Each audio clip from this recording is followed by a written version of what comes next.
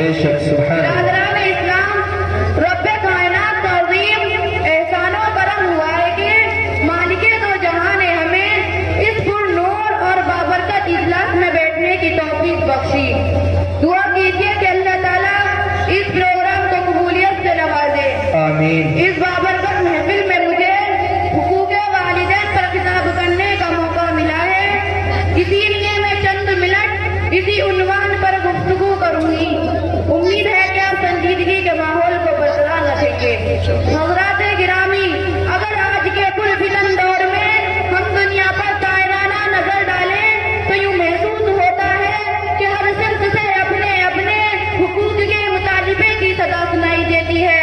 ہر شخص زیادتی کا دور نظر آتا ہے، ہر کوئی ایک دوسرے کے حق کو مارتا ہوا نظر آتا ہے، ہر ایک کو دوسرے سے شکایت ہے، عوام کو بادشاہ و حاکم سے شکایت، آقا و مالک کو غلاموں سے شکایت، غلاموں نوکر کو آقاؤں سے شکایت، والدین کو اولاد سے شکایت۔ کوئی پڑوسی کا حق ادا کرنے کے لیے تیار نہیں، اولاد والدین کا حق ادا کرنے کے لیے تیار نہیں۔ والدین پر ظلم و زیادتی کے پہاڑ توڑے جا رہے ہیں، ان کی عزت و احترام کو پامال کیا جا رہا ہے، ان کے ساتھ گھنونی اور ناپاکی حرکتیں کی جا رہی ہیں۔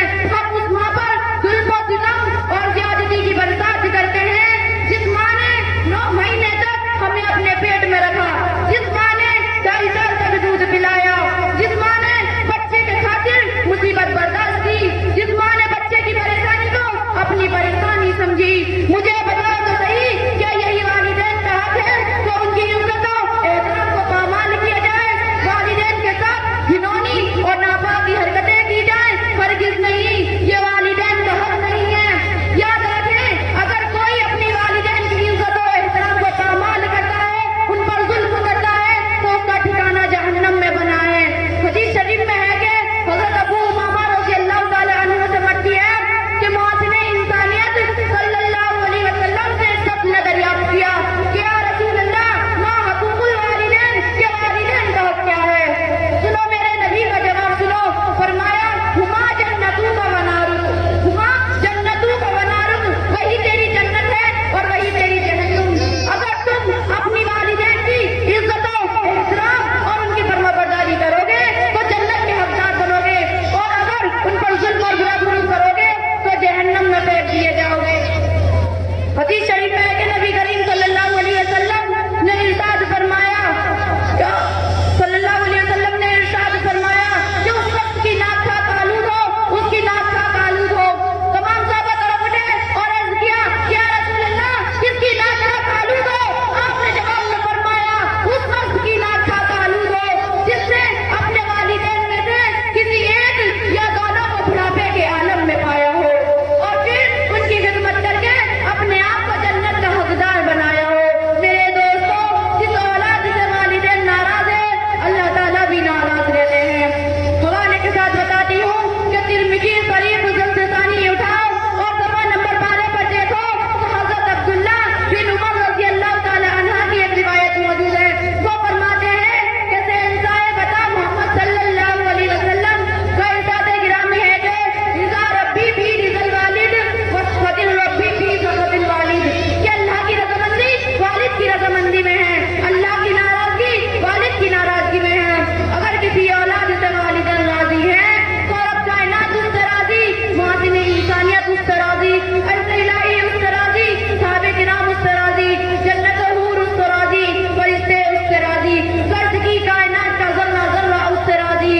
اور اگر ماں باپ کی نافرمانی کرنے والا ہو تو خدا کی اس پر لعنت، رسول کی اس پر لعنت، فرشتوں کی اس پر لعنت، صحابہ کرام کی اس پر لعنت۔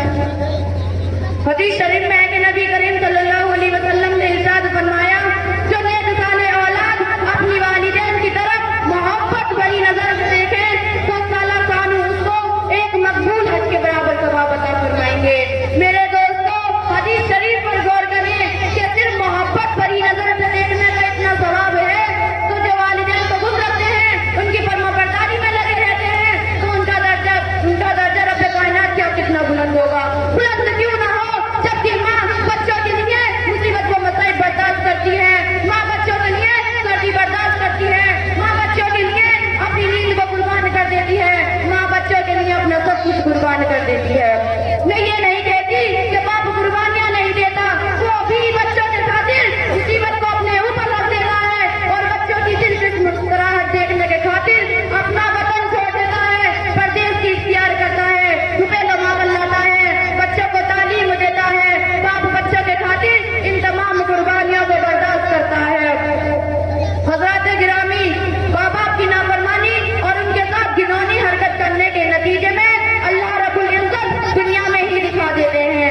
हजरत, मैं आपके सामने एक शहाबी का वाकया पेश करती हूँ जिनका नाम अलकमा है, जो नमाजों की पाबंदी करते हैं, निफलों को कसरत से पढ़ते हैं, ज़कात सदका अदा करते हैं, आमाल साली के पाबंद हैं, लेकिन उन्होंने अपनी बीवी को मां पर तरजीह दी, जिसका नतीजा ये हुआ कि इंतकाल के वक्त ज़बान पर कलमा तय्यबा जारी न हो सका।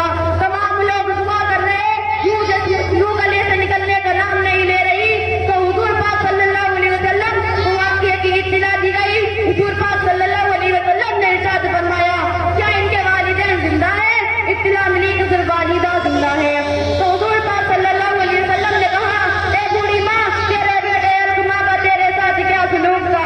बुढ़िया ने कहा, मेरा लक्ष्य जिगर तो बहुत नेक साले था, लेकिन उसने अपनी बीवी को मेरे पर तरजीह दी। हुजूर पाक सल्लल्लाहु अलैहि वसल्लम ने कहा कि अपने बेटे अलकमा को माफ कर दो। बुढ़िया ने माफ करने से इनकार कर दिया। तो हुजूर पाक सल्लल्लाहु अलैहि वसल्लम ने हज़रत बिलाल रज़ियल्लाहु ताला अन्हु को हुक्म दिया कि लकड़ियां मत जमा करो और अलकमा को उसमें जिंदा जला दो। बुढ़िया तड़प गई और कहने लगी कि मेरे लक्ष्य के जिगर को जलाओगे, मैं कैसे बर्दाश्त कर सकती हूँ। मक्ता जोश में आई और कहा कि या रसूल अल्लाह, मैं आपको गवाह बनाती हूँ कि मैंने अलकमा को माफ कर दिया। बस इतना कहना था कि हज़रत अलकमा की रूह निकल गई। अज़ीज़ान इस्लाम, हमें इन इबरत आमेज़ वाक़यात से नसीहत हासिल करनी चाहिए। ये वाक़यात तारीख की किताबों और उनके औरात में अभी भी मौजूद हैं। हमें खुद अपनी फिक्र करनी चाहिए। वालिदैन का हक हुकूल इबाद से ताल्लुक़ रखता है और हुकूल इबाद हुकूकुल्लाह से भी खतरनाक होते हैं। इसी पर मैं अपनी बात को खत्म करती हूँ कि अल्लाह ताला हम सबको वालिदैन के साथ हुस्न सुलूक और उनको राज़ी करने की तौफीक अता फरमाए। आमीन। वमा अलैना इल्लल बलाग।